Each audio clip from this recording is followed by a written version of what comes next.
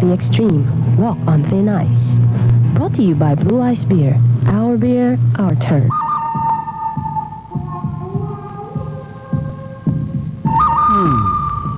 Now why don't I take this here rope and make like a scout ranger? Ano ka ba? Kanina ka pa. Let's start the showdown na. Yes. Don't you want to know about the scout rangers? Scout Ranger? Yes, the scout rangers. These guys are the top guys of the military. Okay, they're the bravest of the brave, and they get sent in to do the mission when it gets kind of sticky like.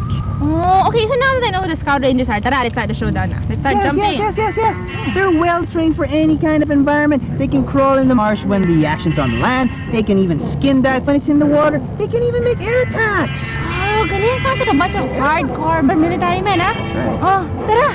Let's start the showdown na. Teka. Ano muna natin to? Oh, why don't I take this here rope and wrap it around your neck?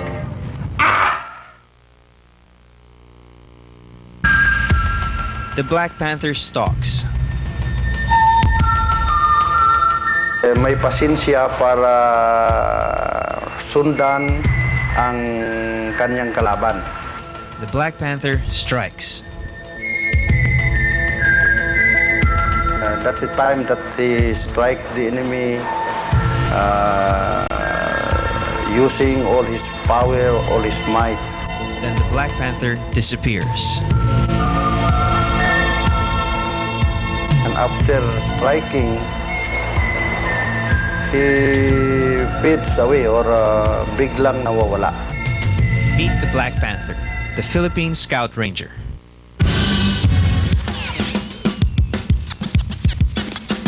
The Scout Rangers are military personnel who graduated from the Scout Ranger course.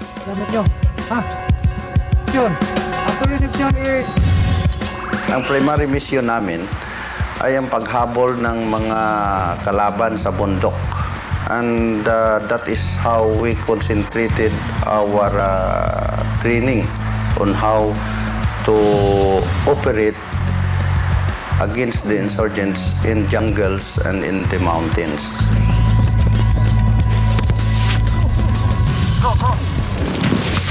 To be a Scout Ranger is to belong to one of the elite forces in the Philippine Army. A distinction well-deserved, if only for the sheer determination it takes to become one.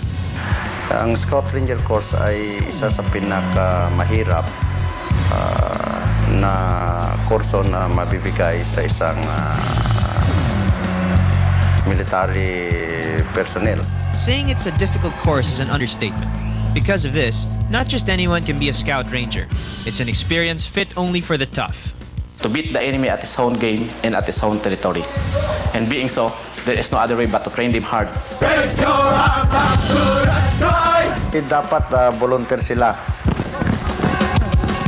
At least bata pa because of the hard training, kailangan makaya ng katawan.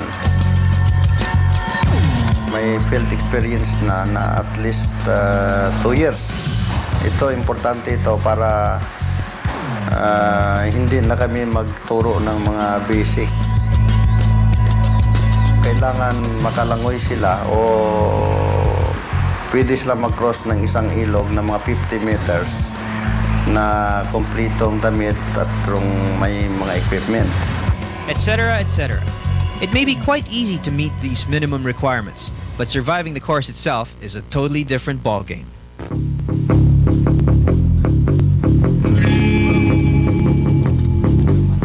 Before the start of the real course, it is tradition that students undergo the Scout Ranger reception. Reception may sound like cocktails and hors d'oeuvres to you, but to these guys, well...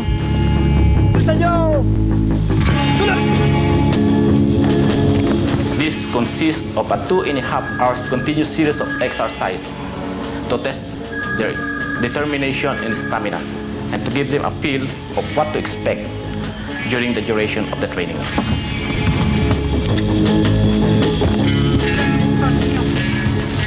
There are more or less 5 to 10 students who quitted during that reception. And for those who don't, there are 4 to 6 months of rigid training ahead of them. 5, 6, 7, 2, 5, 6, 7, 2, 1, 2, 3, 6. The Rangers put a premium on physical training. After all, in actual combat, there is no place for the weak and sickly. We tried to train the students to overcome the weaknesses of their body.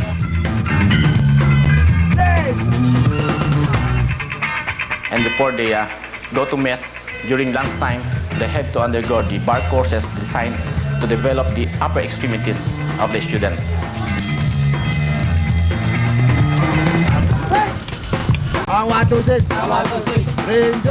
Don't be fooled by the happy cheering of these men.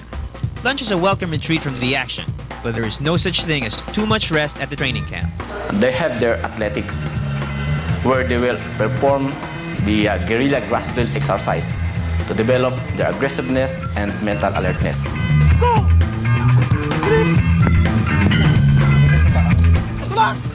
Running is also part of a ranger's daily menu. Whether it be on the road or cross-country, students are sure to develop endurance and stamina. After all, running a distance of 14 to 30 kilometers with heavy packs and equipment is no easy feat.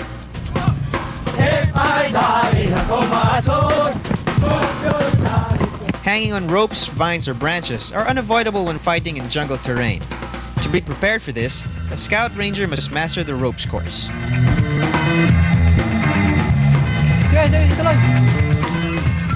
Learning the ropes also comes with other obstacles, such as walls, tunnels, or barbed wire. These are laid out to prepare students to hurdle any obstacle to accomplish their mission. Go! Break! The rappelling and slide for life exercises require a little more courage. Whether it be the lizard or the Australian rappel, it's no joke to be hanging many feet away from the ground. Ready for slide for life session! Go! Go! Physical training is a basic necessity, but in the combat zone, it would be useless if not accompanied by certain skills. Sa ground. 1 minute. The students are taught basic gun assembly, basic explosives, map reading, and of course, first aid. These all sound theoretical and easy to learn, but they may spell life or death in the line of fire.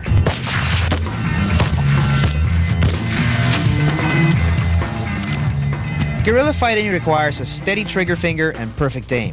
Even in training, the difference between a lousy marksman and a slick one can already mean serious injury. Sa confidence firing ng bawat isang scout ranger regular, yan po ay requirement. Na bawat isa sa amin mayroon kaming tiwala na hindi kami matatamaan.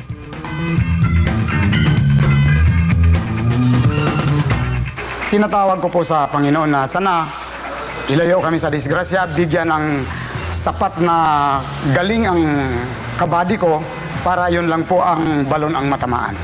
Trust and confidence in the other students may be the key to survival in real combat. After all, the Scout Rangers never work alone. There is a 10 heavily armed men.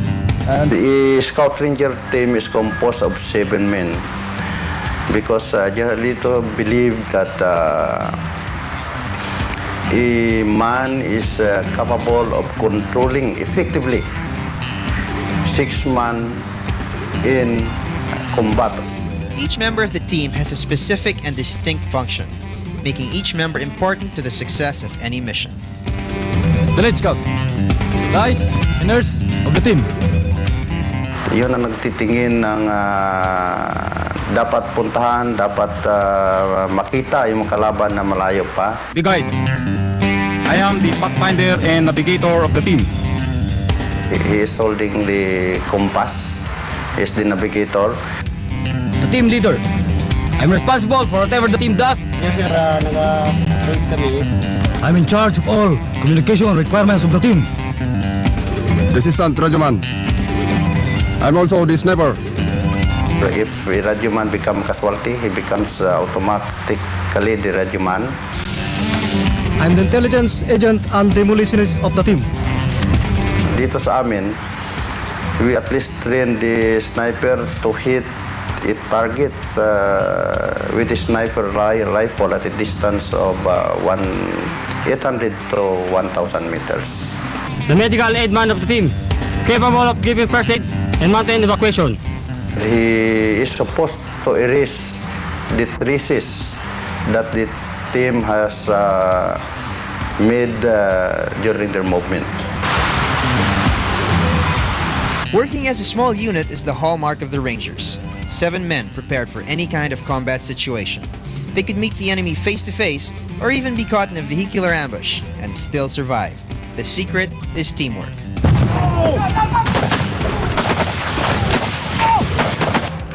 Kung wala kayong teamwork, siyempre matalo talaga kayo sa labanan doon. Bawat isa sa amin ay handang lumaban kahit anong mission dahil po sa training namin sa body-body system. Yung buhay mo, nakasalalay doon sa kasama mo, yung buhay ng kasama mo, andyan din sa'yo. After 4 more weeks of intense training on the field comes the real McCoy, the test mission. It requires the student to undergo a 1-month combat mission in critical areas in the Philippines. And there were instances wherein some of the students graduated posthumously. At this point, everything learned becomes a matter of life and death. Preparation becomes not only physical, but mental as well. Iniisip ko po ang Panginoon at ang kaligtasan ko at saka sa aking mga kasamahan. Their fear, they must be able to control their emotion. Mapagpipigilan lang po yung takot na yan sa labanan through training. It is the inner will that propels the Scout Ranger to go on and on, even when the odds are great and the chips are down. For the Rangers, it is better to die fighting than to die without meaning. It is obvious heroism, but for them, the goals are simple. Unang-una, mahalin kayo ng mga sibilyan. Ipakita ninyo ang inyong pagiging disiplinado, ang inyong pagiging tao.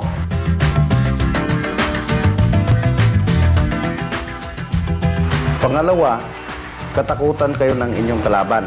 Pakita ninyo ang galing ninyo na iba sa ibang klaseng mga sundalo.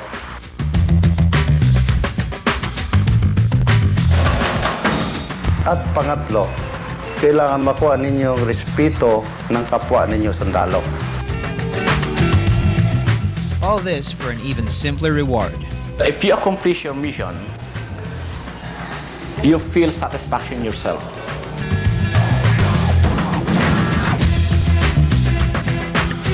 Yan po ang kapalit ng tinatanggap namin sa aming bansa na yung tinatawag namin na earned living. Makatulong kami sa pamahalaan na makabawas sa mga against sa gobyerno na lumalaban sa pamahalaan natin para makatulong kami bilang isang mahirap na mamamayan. All hands up to the Black Panthers, the stuff good soldiers are made of.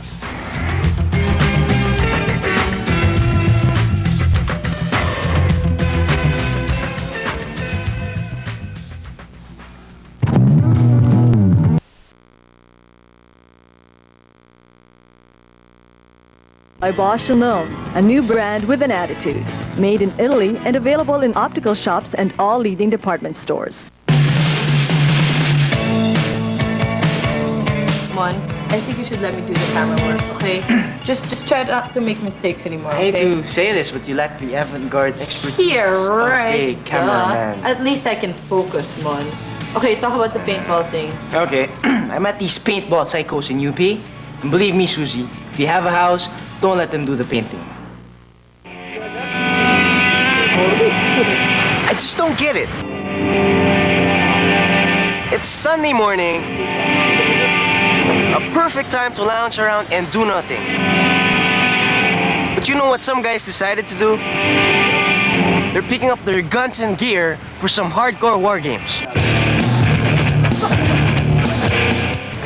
Go figure. 6 troops of tough, able-bodied young men, eager, well-trained, and armed with state-of-the-art weapons. Their mission was to survive, and maybe even win. An extreme game designed only for the tough, and the game was paintball. It's extreme, believe me. It's absolutely the most adrenaline pumping extreme experience that you can get yourself into in a rather safe environment. There is a certain amount of like hunting bit here because you look for people and you tag them. But at the same time, they can tag you back. My targets, which I will tag, can do the same thing to me. So I have to be both the pursuer and the pursued. So I'm both prey and hunter at the same time. Right here, just the fear of being tagged can get your heart pumping. Yes, sir, this war game can get extreme. And don't let these cute little paintballs fool you. They are nasty ammunition. Yeah, that's what you call it, right in your face. The reason why you have to wear a mask. A hit is if a paintball breaks on any part of your body or anything you carry. For each player you eliminate on the opposing team, your team gets 3 points. And then there are 5 players, so 15 points for that way of elimination. The most important is the first flag grab. The first team who gets to touch and grab the flag will get 10 points. This is the flag that everyone will kill and die for. Take note that once one team grabs the flag right here, the flag will be hung here. He gets 10 points. The other team already loses that opportunity once he grabs the flag. If, let's say, the other team is totally eliminated or tagged out, and I am the player with the flag, and I run across to their end of the field, then that's end game. That's 35 points. 35 plus 10 plus 15 for eliminations, you get a total of 60 points max out. The name of the game is strategy, and to max out, these guys need a game plan. I'm in the open. Any movement they take is already against you. Nagpa-check ako. The battlefield lay waiting for these 30 good men who were called to the challenge of garnering maximum points in a game of strategic warfare. Kill and kill. Who cares about the flag? Someone in front of you, shoot him. No mercy. What plan? No, actually our main sport is airsoft. Yeah, airsoft. It's different from paintball, but we use also guns, but plastic pellets that shoots plastic pellets, not the paint one. Yeah. 6mm BB plastic. That's our main sport. We don't have any particular plan. We just play it as it goes. We're not quite used to such a fast-paced game because we're more used to playing in the fields, bushes, jungle, where you can hide. Here there's no place. There's hardly any place to hide. You just have to play fast and furious. Basically, our training in the Corps, we are advanced graduates of the UPROTC Corps of Cadets, and military tactics is part of our training. So being this kind of sport, being related to military tactics and all, we joined. Joined by Team Gilbeys and Team Gordons, the troops plotted out their maneuvers before they were called for the skirmish. Basically, the game starts with one of the teams being told to line up on one end of the field. The opposite team lines up on the opposite end of the field. You would wait for the referee to give the signal of 10, 9, 8, 7, 6, 5, 4, 3, 2, 1, go!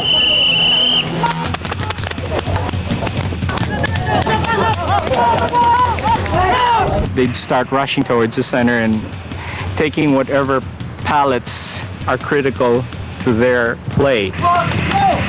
What do I mean by critical? Basically, they're gonna take one paleta, they think it's an advantage. For example, that this paleta or this pallet is an advantage, they'll take this and try to control as much of the firing lanes .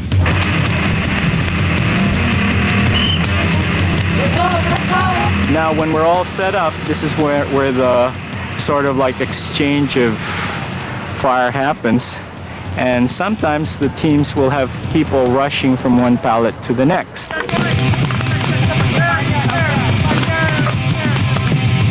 Well, this is pretty much like a chess game also. Putting your pieces in the right places and hoping that it will work. Usually we don't play this kind of games. We play hide and seek. Yeah, sort of hide and seek because of the vegetation. In contrast to this, it's an open field. And you feel naked here. Intense. Adrenaline rush.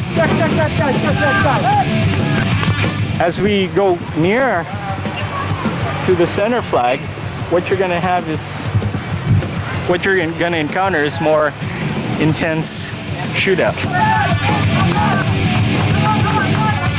You could imagine that the opposing team is going to try to control as many pallets up front near the flag as they can, because they're trying to deprive the other team from getting to the flag.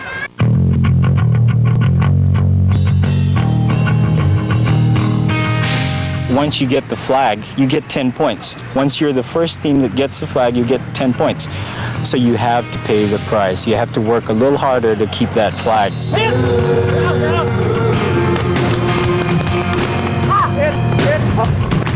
So the moment you get the flag right here, it's harder. The defensive team against you now, which doesn't have the flag, will now have to press on harder. A team that has only one player left but has the flag can still win against another team that has 3 players, even though they have an advantage in terms of head count. That one person can be so creative and he can run the flag to the other side.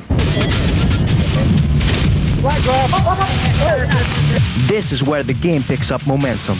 Once one man has possession of the flag, he becomes a focal point of the battleground.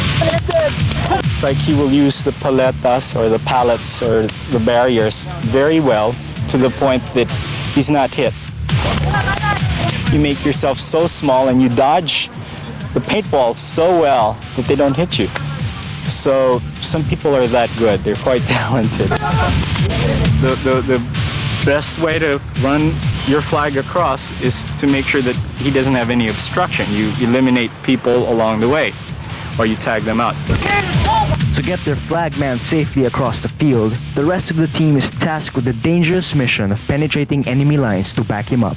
Strategic teamwork and coordination is crucial, and the play can get pretty aggressive. It's called smoking the pot. What it means is, in Tagalog, dukot. They go around and turn around the guy. And the guy is still looking here, and the other guy is coming on the right side. Those are very impressive. Actually one of the most classic movements that you ever do, especially in a speedball tournament, because everything is open. Now, if you miss out on a guy, it's because he's quick or you've been too slow. Plus 2-on-1 situations where one guy will support with cover fire and the other guy will move around.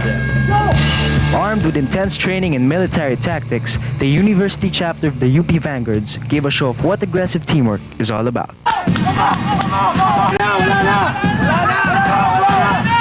Kasi coordinated dapat yung ano nyo eh. Coordinated yung movements nyo. So, halimbawa, susugod yung isa, kailangan support ng isa. So, nagko-communicate kaya. Nagko-cover mo yung teammate mo. People are actually shooting at you and you have to think of the right thing to do and how to gain the advantage. Isipin mo kung paano mo ma-outmaneuver yung kalaban eh. Isipin mo kung anong palete, yung mga taguan, yung kukunin mo kaagad. Diba, kailangan namin unahan sila sa mga positions key na positions. You have to get them up. Guy in front. So we set up the person's going to get that position by covering him with fire. Every move is daring. Suicide act. Sacrifice. The suicide act. Yung sacrifice. He really had to get everybody's attention, but he, in the process had to. A while ago, when there was only one person enemy, we had to divert his attention so that the other two can move forward. Yes, it's part of the plan. It's the game plan. By the end of 15 games, it was pretty clear who would be battling for the lead. The Vanguards with a score of 212 and AGLA with 230. They both maxed. So these are the two teams to watch out for. And they're going to be playing last. We're going to be there and we're going to watch for every move, watch for every tag. 5, 4, 3, go, 1,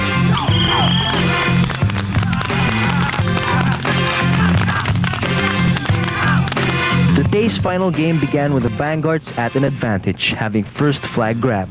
But with a swift and fearless maneuver, the Action Games League A team was able to snipe at the man with the flag and bring it triumphantly home to safety.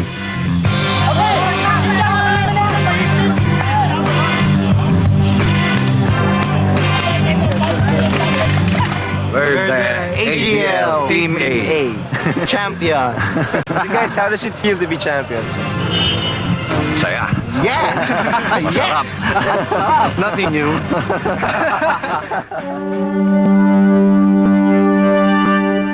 It was a hard battle they'd fought and won, and all 30 war-beaten men walked away knowing what it meant to be survivors of the war game. You can't just play there and sit like a duck and wait for the other team to kill you. You shouldn't be afraid to get hit. Much like in war, once you get that occupation, you're not afraid to die.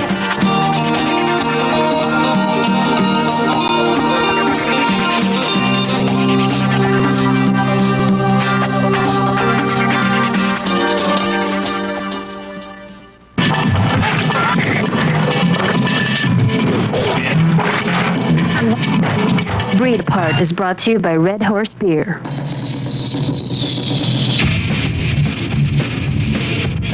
It was an ill-fated bomb blast inside a movie house in Iloilo City that caused Rudy to lose his right leg. But after 2 years of recovery, he did the impossible. After the amputation of my leg, nag-try ako ng takbo. Second time, gin-cross ko yung Panay Channel to Negros Channel. That is 26 nautical mile. Red shark infested area. So, on July 14, I was invited by the Philippine Association of the Triathlon to participate as a guest.